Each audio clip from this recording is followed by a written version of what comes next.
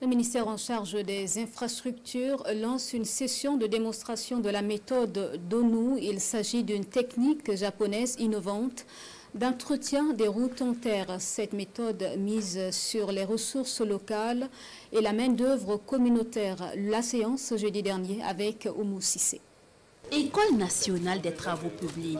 Nous sommes ici à une formation sur la technique d'ONU. Il s'agit d'une technique japonaise d'entretien de routes grâce à la terre. Et pour cette formation, les participants au nombre de 50 sont des agents du ministère en charge des infrastructures, de Faso Mebo, des bénévoles du programme national de volontariat et des jeunes issus de 6 communes rurales de Ouagadougou. Cette session de formation est initiée par le département en charge des infrastructures et la JICA, l'agence japonaise de coopération internationale. Quand on a l'habitude où on se promène au fin fond de nos contrées, on se rend compte que c'est une technique qui est utilisée donc par nos populations.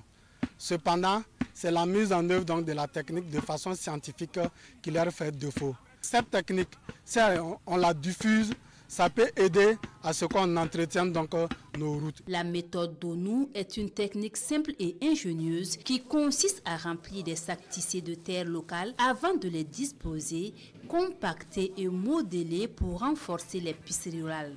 La méthode améliore la circulation, réduit les coûts et crée de l'emploi au niveau local. Nous avons formé pêle-mêle les agents des arrondissements de la ville de Ouagadougou, les directeurs régionaux du ministère des infrastructures, les volontaires. Nous avons formé les acteurs du BTP, du privé.